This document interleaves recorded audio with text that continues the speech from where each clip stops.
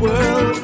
Now the rule seems coming. Welcome to the Caribbean Cricket Podcast, your one-stop shop for all things West Indies cricket. By the fans, for the fans.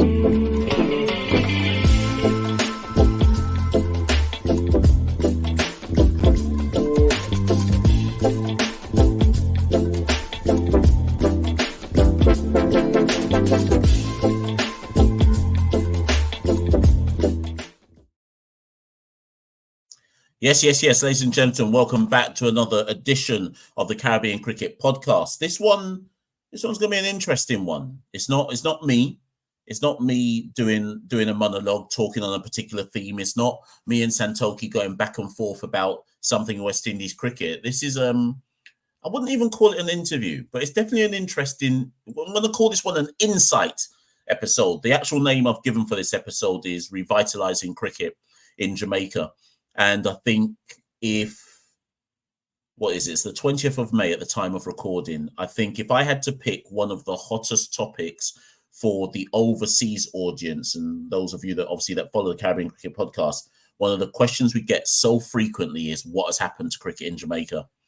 Now, obviously, a few months back, we did an episode with Simon Preston and Jerome Foster kind of looking at cricket in Jamaica, and that was well received. But in recent weeks, if for those of you on Instagram, but in particular, you may have noticed it as well, something has started. And goes by the name of Cricket Cave. And when I saw it, I was like, what's this? What's going on here? And luckily, Atishai Mansingh, and obviously some of you immediately go, Mansingh? Wait, what is their relation here? I'll let Atishai explain all that. Atishai got in touch with me and said, listen, this is what we're all about. And I said, you know what, you got to come on the pod. You got to come straight on the pod. We got to chew the fat on this one. We got to chop it up and we got to talk about it because I think so many people kind of want to see cricket come alive again in Jamaica. It's not that it's completely dead, but certainly people would like to see some revitalizing of cricket in the biggest island in the region, which I often have to remind people of. Obviously, and we're recording this also on the eve of the 3 games that will be at Sabina between West Indies and South Africa. The first one is on Wednesday, and then we've got 2 over the weekend as well on the Saturday and Sunday. So in spite of Jamaica not having a CPL franchise, in spite of them not bidding for any World Cup games, they do have the warm-up games prior to the World Cup, or a critical warm-up series prior to the World Cup, and what feels like the proper return of the West Indies to Jamaica for. I know they were there 2 years ago, and they were there in lockdown when we beat Pakistan, but this feels like the proper return of West Indies to Jamaica in a long time. So anyways, without any further ado, I'm going to bring on our guest. I'll let him introduce himself, and we're just going to talk about what is going on with Cricket Cave. Hello, Atishai. How you doing? Hi, Machel. I'm good. How are you? I am very, very good. And you know, Atishai, first things first, because I know without a doubt that the first thing that people will be thinking of is, no, Mansingh. Come on, no. there can't be 2 Mansinghs and they're not related. So get that out of the way straight away. No, so we're definitely related. My older brother, he currently plays for Jamaica's senior team, the Scorpions. And I know Chris Gale said it quite a lot. The better of the 2, I'm not the one finishing second. So, you know, for those out there. Now, my older brother, he plays for Jamaica. And I mean, I've followed in his footsteps, some would say, getting into cricket when I was younger. And I decided that the hot sun wasn't really for me. And the business aspect of it made it a bit more attractive for me. So here comes Cricket Cave. You know what? You undersell yourself, though. You did play in the... Did you play in that campion side that won? Yeah, I played in that team. I played my entire high school life, basically. And then when I went to university and stuff, I was a part of that team. Yeah, it was a good time. It was a good fun time. No doubt. Listen, never undersell yourself. You know, you're better than me. That much we can say. But listen. A lot of people, as soon as this episode is done, they may even do it as this episode is being recorded. Will hear and they'll see it in the description below. I can see it on your shirt as well. Let's go straight into it. what, in your words, what is Cricket Cave? What does it represent? So I'll give you a bit of background as I get into it as well. So Cricket Cave is I'm a co-founder of Cricket Cave. My business partner, David Henriques, who's a bit older than I am. We have been cricket fans / players our entire lives. We both grew up in it. It was entrenched in our families, and we've just been around it through any possible way, whether it be watching it together on TV, in person, or playing on the same team. So I think the no bid for the World Cup from Jamaica and the lack of CPL was our last straw. And we are both business-minded people, and we decided somebody that has passion needs to step in and figure out a way that Jamaica can get cricket off of the ventilator it's on right now. The state of cricket has been dismal, and Sabina Park, as you know, is a football stadium, known as a football stadium right now. And they have executed a model, the Jamaica Premier League. They've executed a model for the football that they have filled the stadium numerous times.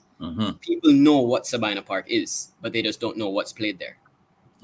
And I think we saw that, and we said that this is time for us to step in. So Cricket Cave, the first thing we're doing is to revitalize and redefine cricket in Jamaica. And the first step by doing that is we are refurbishing and taking over the 2 indoor nets at Sabina Park underneath the George Headley stand. Those nets are in a dismal shape right now. They've been there for the past 15 to 20 years, I believe, and they're in dire need of a fix-up. So we're creating a first-class facility where people for leisure and professional sports will be able to come there and rent a proper lane with lights at any time of the day or the night and be able to practice their craft. So that is the first step in providing a facility, a first-class facility for youngsters and adults to come out and either enjoy the sport they once loved or practice their craft in a sport that they want to reach far in.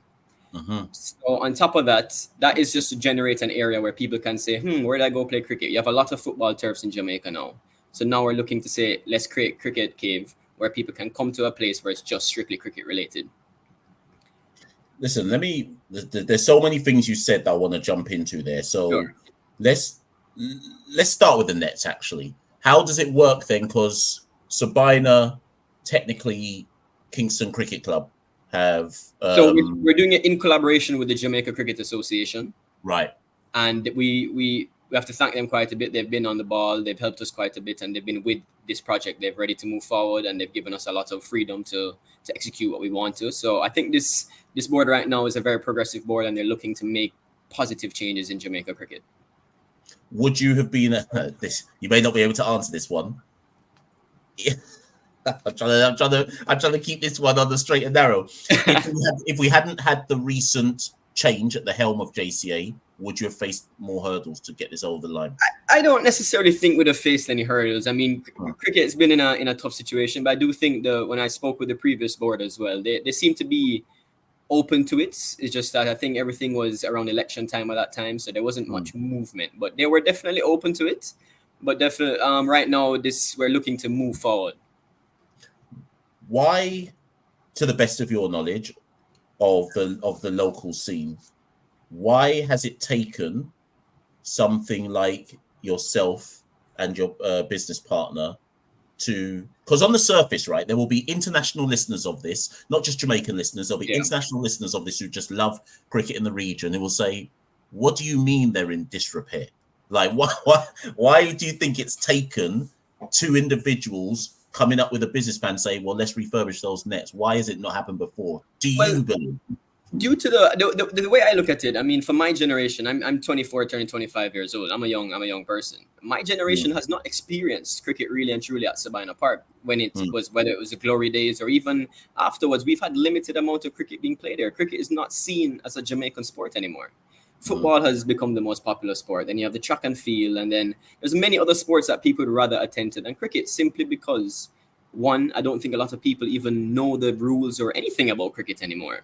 It's from their either grandparents' days or their parents' days, who are no longer even going to Sabina Park due to the fact that there's just nothing being played here. And yes, CPL was here in 2019, I believe, last, or 2018, and the stadium was full.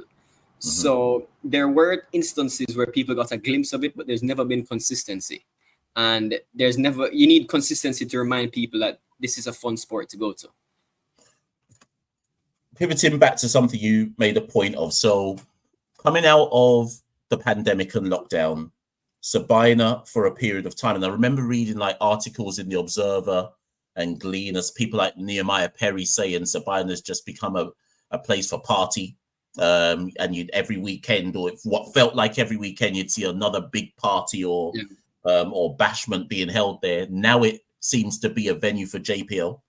Why do you think JPL? Because I think about my time living in Jamaica and even visiting more recently, the explosion of JPL as a nationally consumed sport has been recent for me. It didn't used to have this level of exposure, much less they're playing games in packed out stadiums at Sabina. Why has their model worked? What have they done that cricket could take a lesson from? I think what they did perfectly was the perfect mixture of business and sport. The new CEO of the professional Jamaican football, JPL, Chris Williams, he's completely turned it around, and he's put the right people in the right place to ensure that there's a perfect mix of business, party, and sport. So you saw that they honored Russian, and they had a massive dance hall. They're honoring dance hall, I should say, at the finals at the National Stadium just yesterday. And it was a massive turnout just simply for football. And these are clubs, these are community teams, and it was all of Jamaica going out just to watch and see a production being put on, not even just a sport.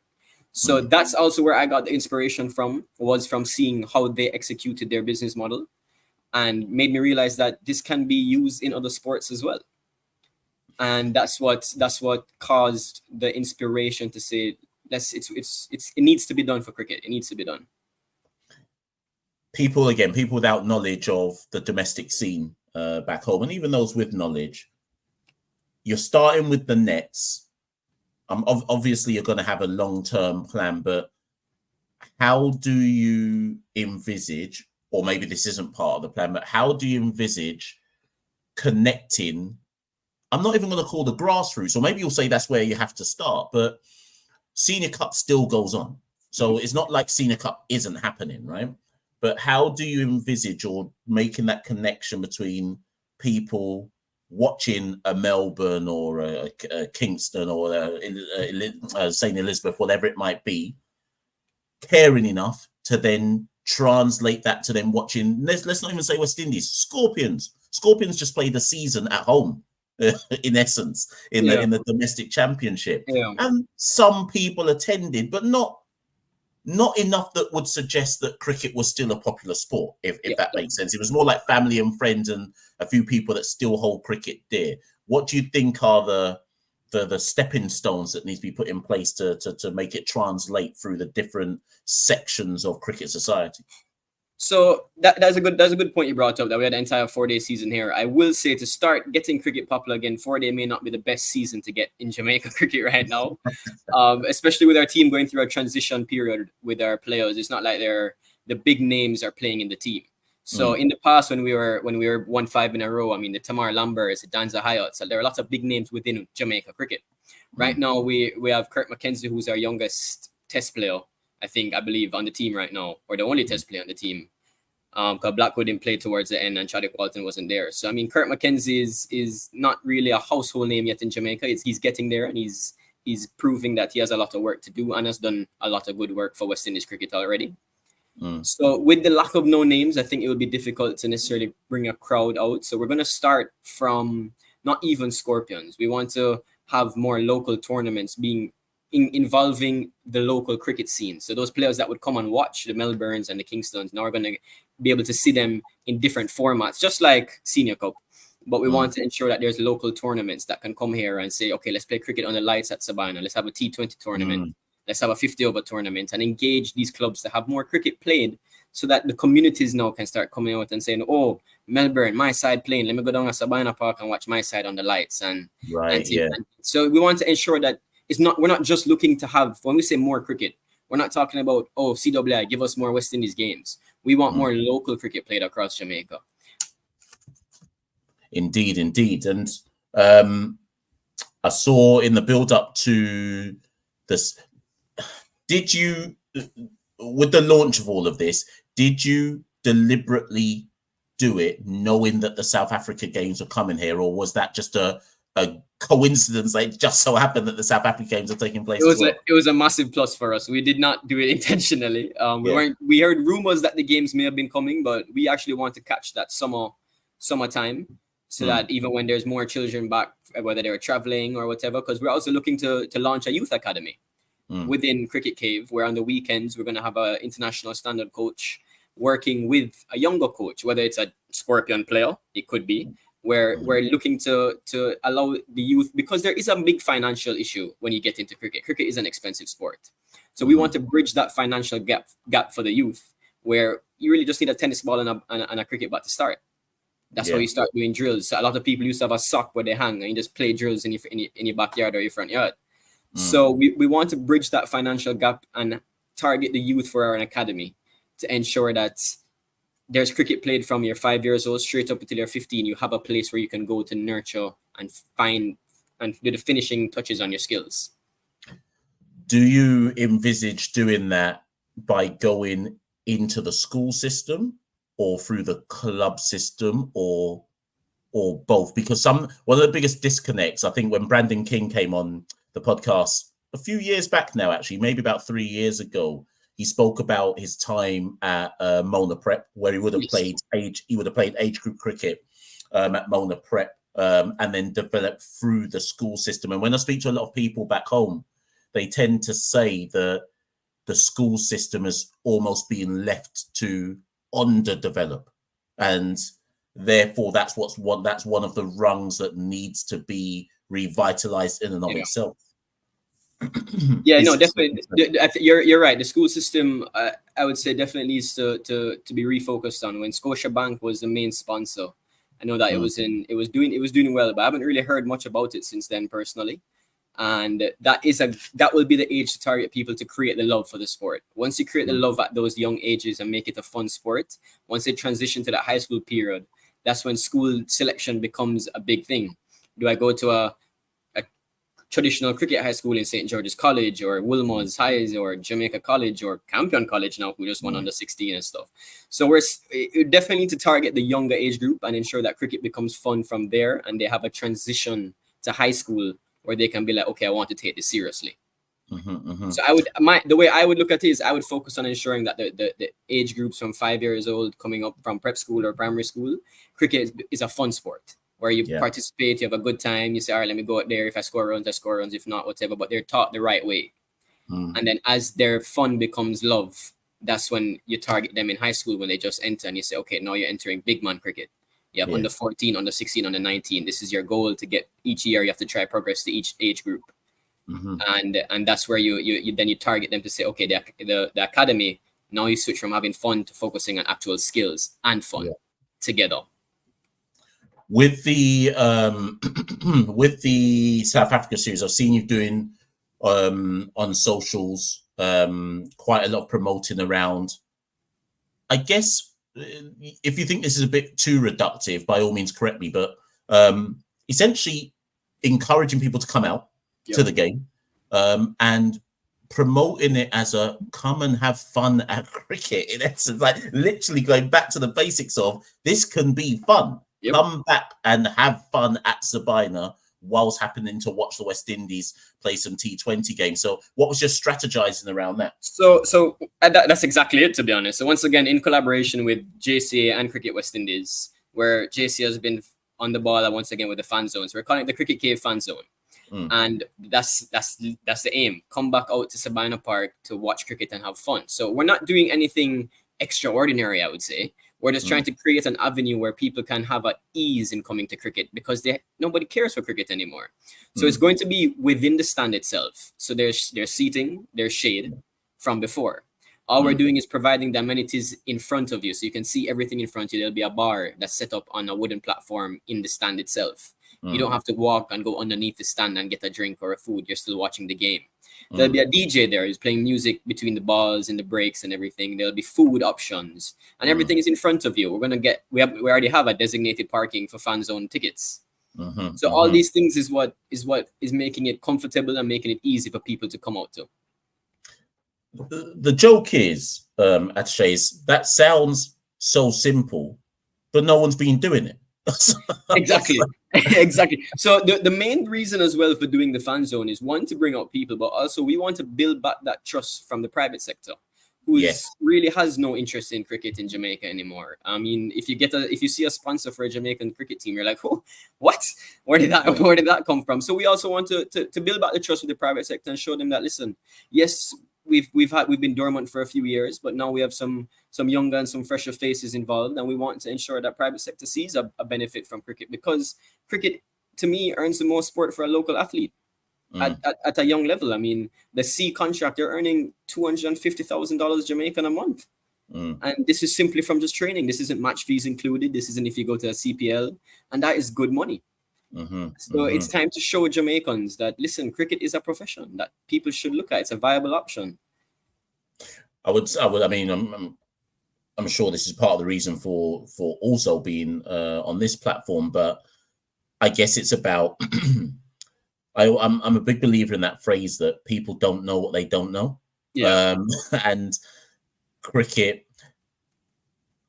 I'm thinking I was back in Jamaica last summer, and I think we drove past. I can't remember which ground we drove past. There was no one there, and the thing is, what I noticed, I think this was last time when I was out there, people will turn out to. So there's been games where like there'll be, I can't remember what they were, but it was like Andre Russell and a couple of the stars turned up to, was it Treasure Beach or something like that? Yes, they had a big festival in Treasure Beach. But the joke is, Atishai, is people turned up for that. So this notion that people won't turn up for cricket in Jamaica is actually a lie. It's just, if it's not promoted well, then, so you had Andre Russell playing essentially some, you could call it a bit of hit and giggle with a couple of other former like big names in West Indies cricket, but that was better attended than a Scorpions match, for example, if you see what I mean. So there are, I get what you mean with cricket, Cave, that it's not dead, the love for cricket, it's dormant. Exactly. It's dormant. Correct. It's dormant, and it's about finding those ways to remind people what it used to be like. Exactly. Right. Exactly. Okay. And that's exactly what we're focused on, is to ensure that when people come out, it's a family. We're encouraging families to come out. To the grandparents that used to love cricket back in the day can now have those moments again with their family and come and sit down and just say, this is what Sabina Park used to be. And for the younger generation now to say, wow, this is what Sabina Park is. This is not where I just come for a party or football. This is a cricket stadium, and this is my cricket stadium. It's to ensure that people remember Sabina Park is one of the most historic grounds in the world. It was probably prehistoric before my time. It became a historic ground. So it's to show the younger generation that, yes, it's a historic ground, but it's still a fun place to go to, and there's going to be a lot of cricket played here, and ensure that they always want to go to it. Listen, before we wrap, because I'm sure people, there'll be, make sure you keep an eye on it after this is posted later today, Atishai, because there'll be lots of people commenting who will ask questions that only you can answer. So you will have to get into the comment section after. Yeah, definitely will do. One of the things I'm sure people say in the comments below, so I want to just quiz you before we wrap up. For sure. The academy part, let's pivot back to the academy. How hard will that be to get off the ground, though? Is it that you'll look for private sector funding to, like, how? So it will. Talk to me. It will be a bit difficult, no doubt. We're gonna look to it will. I mean, children will have to pay to be a part of the academy, no doubt. But we're going to try subsidize as much as possible. It is going to be in the indoor center to start off, and then once we grow, we'll start to maybe use Sabina Park itself once we talk with JCA, depending on when we get there. But to start, I would say it's difficult, but it's doable. And we have to find ways to do it, whether it's with no private sector. So we want to start things small so that we can go to private sector and say, this is what we've done so far. We don't want to go with just a plan. We want to show them that we're doing things. And the fan zone is one of those things that we're doing to say, listen, private sector, we're putting in the work. We want you guys to realize that we can manage this. And it's not just us talking, it's us showing action and doing things. So that would be the same with the academy. We're going to start small, and we're still in the process of looking for a big name coach, local coach, who can be an attraction to these younger kids that still have that love for the sport, and make it interactive and fun. And it's also an excuse to not be in the sun. I mean, we're going through, the temperatures this week in Jamaica have been very hot. So I think that alone is going to be a bit attractive that it's an indoor center. But it's to provide the comfort as well. So it's going to be difficult. And right now, I don't see getting much backing from private sector, but hopefully in another month I'll be able to eat those words. And then finally, because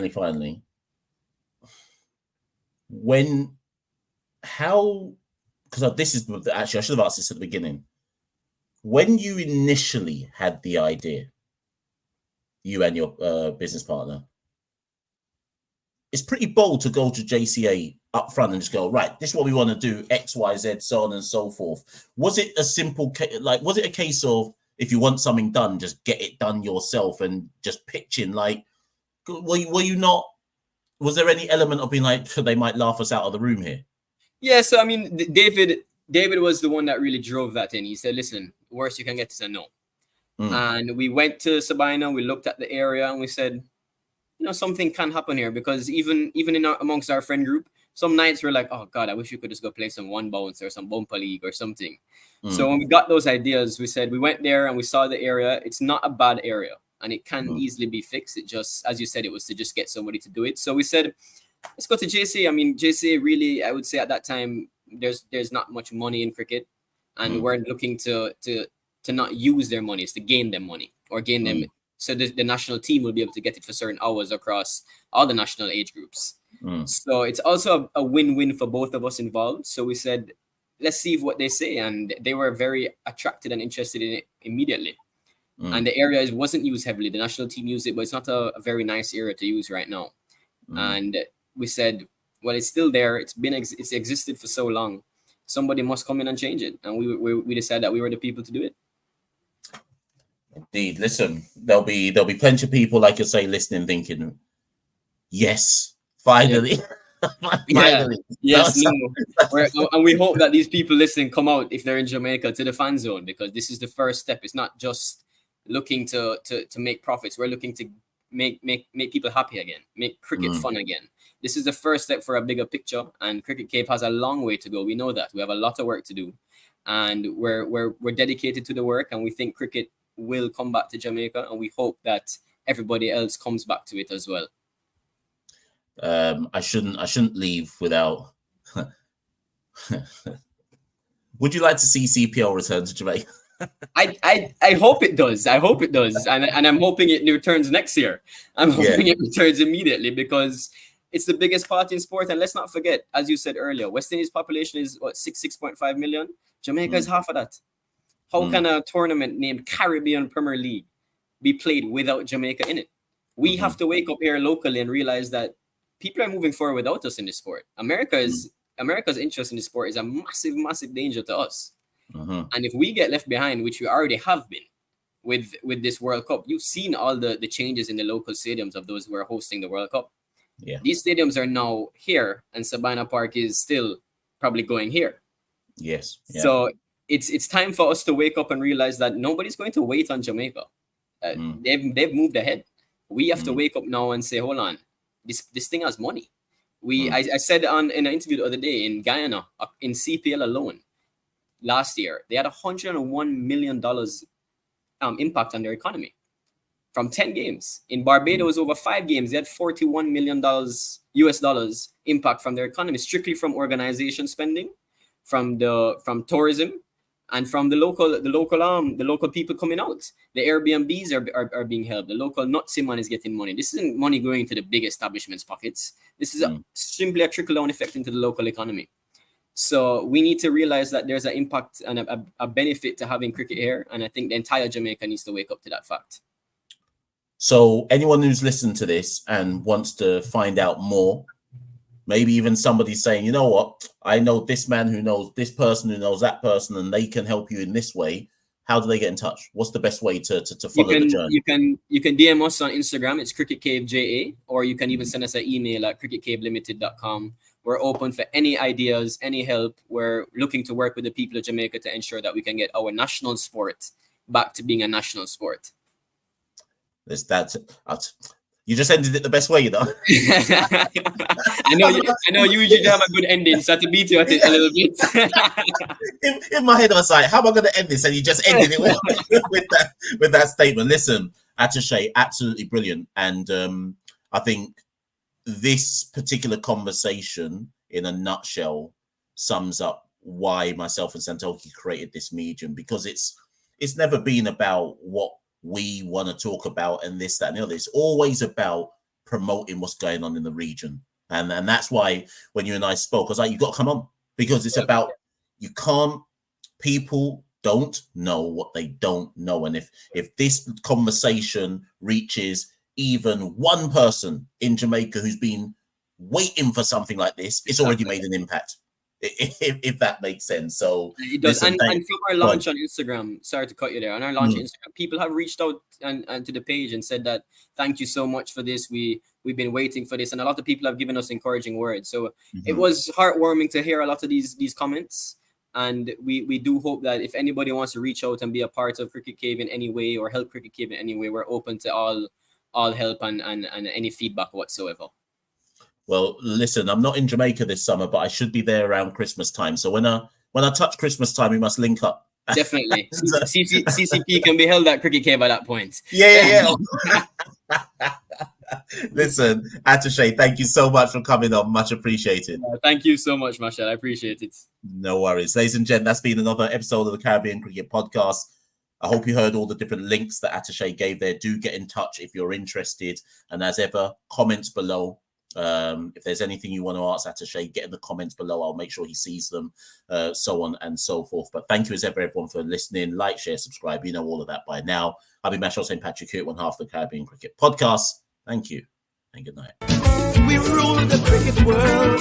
Now the rule seems coming. Welcome to the Caribbean Cricket Podcast, your one-stop shop for all things West Indies cricket. By the fans, for the fans.